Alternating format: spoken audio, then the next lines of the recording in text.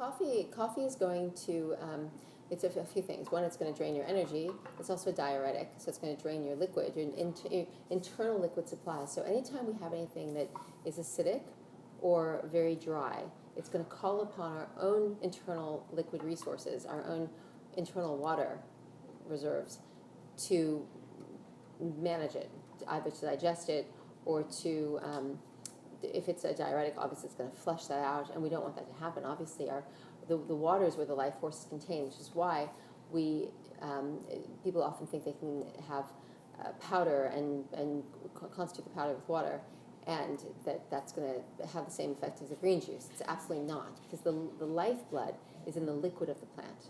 It's not in the powder. So our lifeblood is in our liquid as well, which is why we're so predominantly water-based. So to drain our liquid is to drain our lifeblood, to drain our life force. So we never want to take anything that has a diuretic effect, because it's going to expunge our life force when it does. When the body is rebalancing itself, when the conditions are created for the body to regenerate, there may be big expulsions of reserves, I won't say reserves, let me say accumulation of liquid. But that liquid's ready to go. It's not doing any benefit. So the flushing of stagnant waters in the body is what will occur when the body has the conditions offered to it for healing. So the flushing of old stagnant waters, of liquid that doesn't serve the body, is the kind of liquid liquid release we're looking for. People force that with diuretics, or they, unawares, will do that with coffee and alcohol. Yeah. Alcohol is also a diuretic, but it's expunging the good water. It's displacing the life force water for this acidic substance. So that's, when you think about it in those terms, you can understand why it's only going to accelerate the aging process to drink coffee and drink alcohol. You see it so immediately on people's faces, and it's so interesting because the sort of the chic, beautiful hip set, they're just always doing shots. I mean, I'm offered shots. I look at them like, are you kidding me? I haven't done a shot since maybe a Jägermeister in university 25 years ago. Like, unless you are at that point in your life, and even at that point you shouldn't do it. I was completely ignorant at that point. But to be doing shots is basically to be putting shots to your head, putting bullets to your head, because it is, it's putting bullets to your cells, essentially. It really is. There's a whole ritual of things I would do if someone had a heavy night of drinking, or let's just say acidity at large. But this is why you want to have a home colonic unit, because the alcohol will embed in whatever you ate. So when you release the waste matter from your large intestine, you're going to release the alcohol that's sitting in that too. Who wouldn't want to do that, right?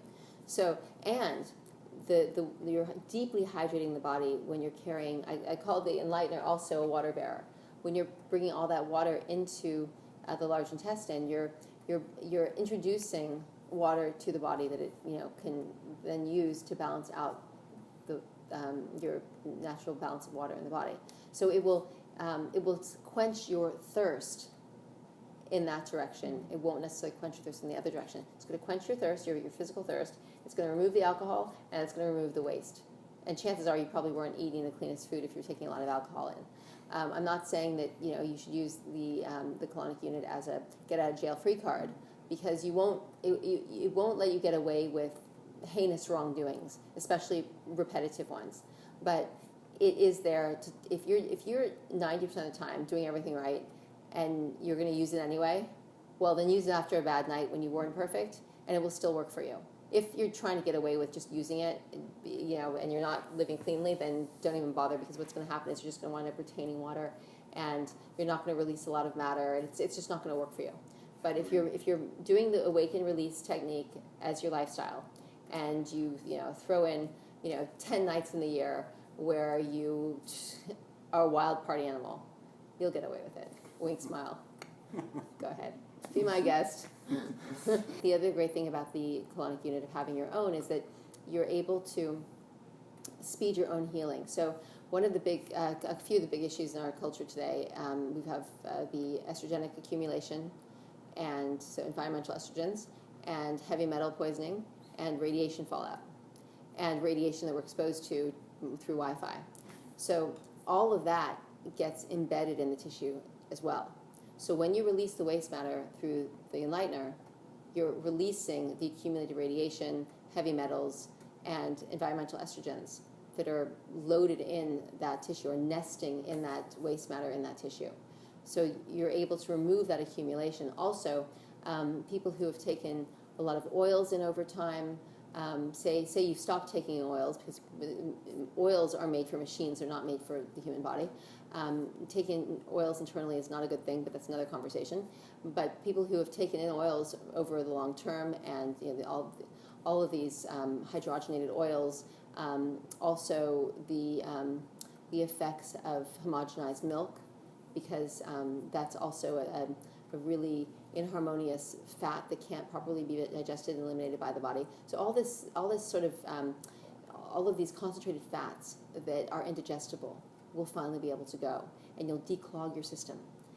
And when you do that, it's like a whole other level. That fatty waste that's locked in the tissue can finally leave. And when that starts to leave, obviously the body's going to reshape. So everything gets displaced. When the acidity comes in, it displaces the alkalinity. When the alkalinity comes in and the colonics remove the waste, then then space replaces, or life force space, the conductivity of life force will displace the accumulated rubbish in all its forms, and that will enable the body to take on not only a different structure, but a structure that has far greater integrity. So you'll get a tautness to the skin, you'll get that tightness, that tone will come back to the tissue, that lift, that kind of rebound that comes with good collagen. That will all be restored, and you'll have the opportunity to finally come back, and you'll have a whole new being. From removing that which shouldn't be there, you displace it with healthy space, clean life force space, and that has the intelligence, and it restores, it brings the cells back to know-how. It's like the cells release that which was suffocating them, and they're breathing again. And when they're breathing again, they function again. When they function again, they're moving again. When they're moving again, they're getting fit. The whole thing comes back to life. And at a time when everyone's unraveling, you will be coming back together.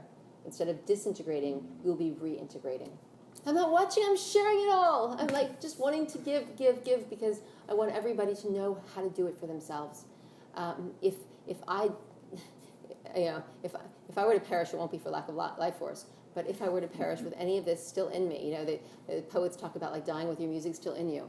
I mean, I'm being unburdened by whoever listens to this, because for it not to get out, for me not to talk about it, for me not to do what I can to help somebody who wouldn't otherwise know, that is the reception of that is for me the greatest gift. Most people don't really, it's a combination of things. A, you have to know it, be exposed to it to know it. B, you have to be attracted to it, you have to want it, you have to have had enough of a dissatisfying experience without it to want it, because it's easy when you get going. It's kind of like with exercise, it's tough those first few days, but once you're on a roll, an object in motion remains in motion, and a being cleansing will remain cleansing. If they don't put themselves in the wrong situations, they'll be on a roll. So you have to have the conditions to get on that roll. You have to have know-how. You have to have the desire. There are a lot of different things that have to come into play to get the person on track. So if one of those is missing, it might not happen. But if this is resonating for anyone out there, follow it, pursue it, do it. You will never regret it. I cannot imagine living on this earth without the knowledge I have. I would be subject to all the ills, all the stresses, all the disappointments that everyone else walks through life with. And I'm just so grateful I don't have to do that. But it's not enough for me to get out of it myself. I have to share it with as many people as possible so that anybody who's receptive to it will receive the message. And that's basically my mission. That's the reason I get up every morning, is to make sure that this gets out there and people get this message and are able to bring their spirit back into the full role it should be in the body. If it's being if it's being suppressed, then I'm doing a disservice to spirit by letting it remain suppressed. When the more spirit that can flow through others is me being of service to spirit at large, because it's all coming from the same source. And spirit wants to be set free. It wants to express. It wants to be creative. It wants to conduct, it wants to share, it wants to love. I mean, that's its mission. So wherever we're suppressing that, allowing it to be suppressed in our lives, we're doing a disservice to spirit. Wherever I'm not helping somebody else bring their spirit out of suppression into expression, I'm doing a disservice to spirit. So, it's like they say, if you know something, say something. If you see something, say something. I see it. I know it. I'm saying something. And you got the faith of really being there. I have the experiential faith. Yeah, I know how it works. I've seen it time and time again. And the thing is, people will pay attention to a so-called health authority in a lab coat with a stethoscope, with an old wrinkled face and a beard, or like looking like they're, why take advice from them? Because they're not getting it. Because we shouldn't be disintegrating like that. We shouldn't be, getting all worn down. If one can show signs of aging, I've got I call them my sable hairs, my wolf hairs, my gray hairs, but there should be an upness. There should be, life grows up. Life does not grow down. You see that little plant that somehow makes it through the concrete. Like that's this little light of mine. I'm going to let it shine. It's that it's got the gumption. Those of you who have the gumption to reach for the light and to see the light and go for it, it's an upness. So in the face, the eyes should be clear. There should be great integrity to the skin tone. Everything should be reflect that knowledge that the so-called authority should have.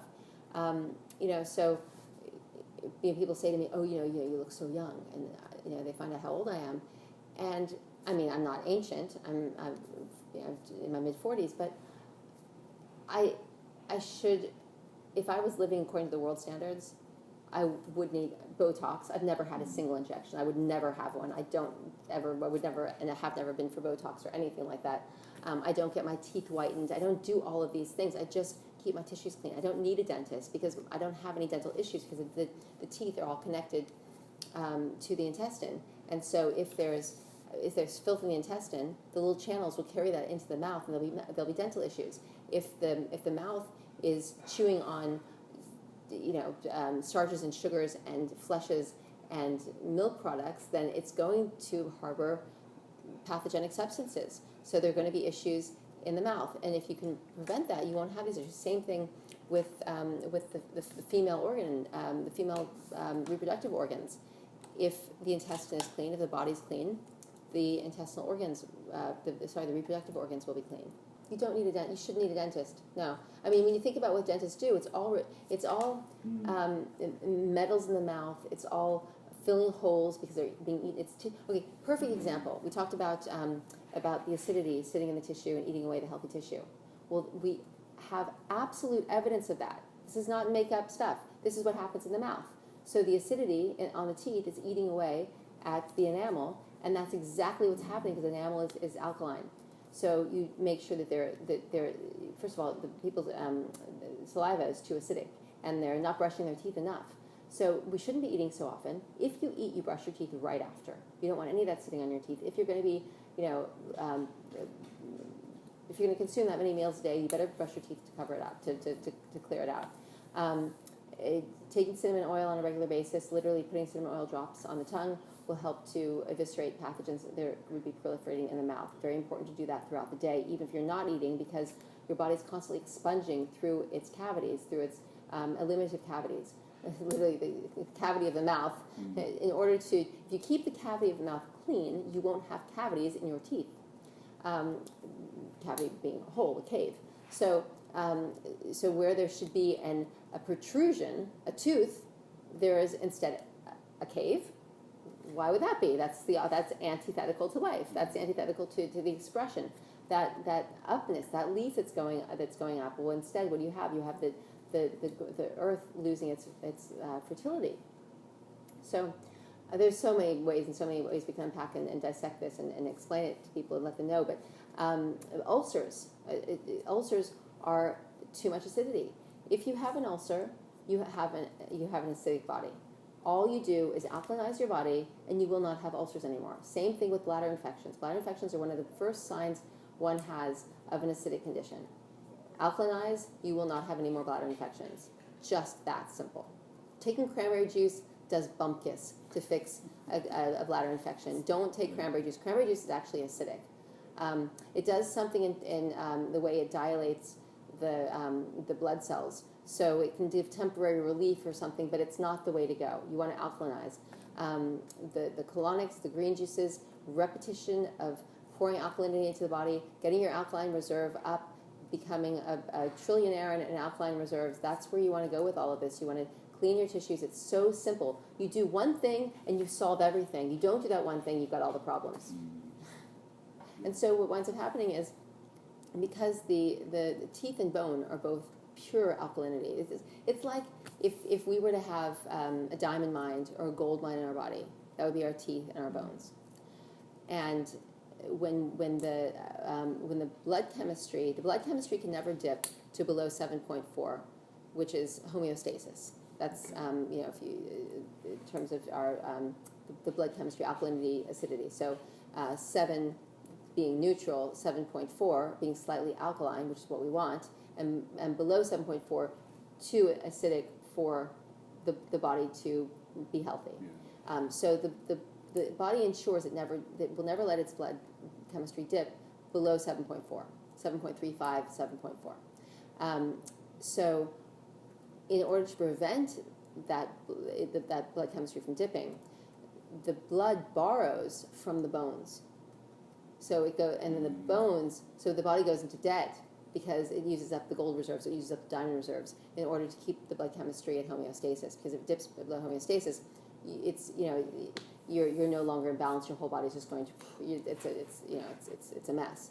So it maintains that by drawing off the bones. So when we have cases of osteoporosis, well, how does osteoporosis cause? What causes osteoporosis? Continuous chronic acidic diet, drawing on the bone reserve, and so of course we see how if the saliva and if the oral cavity is exposed to all this acidity, it's going to be drawing on the enamel to neutralize that. The body's so intelligent; it's always going to try to fix something in the short term, but it can't stop you from being stupid, or as they say in New Jersey, stupid. Okay, the way to look at it is it's accumulation of garbage, and that garbage is acidic when it goes in, and it becomes even more acidic as it sits in the tissue, and it changes the terrain. So one becomes a garbage can, and then there is this sense of like, oh well, that seems gross to talk about cleaning your intestine. Well, but you're going to walk around with it inside you. That's not gross. That's pretty gross. I mean, it's basically, the only reason we clean ourselves the way we do is because that acidic waste is moving through the tissues of our body, causing the stench. So, it's the internal filth that we're actually washing off in the shower and the bath. It's not because we're running around all day and it's so dirty out that we need to wash ourselves. It's because we're so dirty inside that as we move, we're turning this and it's pushing out. So we're actually giving ourselves an internal cleansing. We're cleaning ourselves up from our internal filth when we have a bath or shower in this day and age. So nobody should kid themselves by thinking that they're not cleaning up their internal rubbish every day with water, as simple as water, which is what we use with the colonics, when you could be cleaning internally and not have that kind of stench. And we shouldn't need to use underarm deodorants and mouthwashes and all this stuff on us. I mean, it's you think back to the Middle Ages before they were showering regularly and they were using all this perfume to cover up the stench. There should never be a stench. The American Indians didn't need to cover their smell up. The Maoris, the Aborigines, the Indians, in South America, the Eskimos, there was no such thing. It wasn't needed. The body, a clean body, should have a natural fragrance to it. Actually, it should have a beautiful the pheromones, and we should be like flowers basically. And each one of us have a lovely little fragrance. And that's just not the case. I'll speak for everybody else, not for myself, because of course,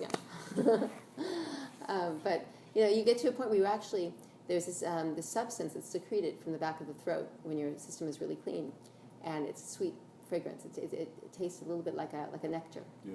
And I always know I'm like really, really like super cleansed when I get that little sweetness excreting.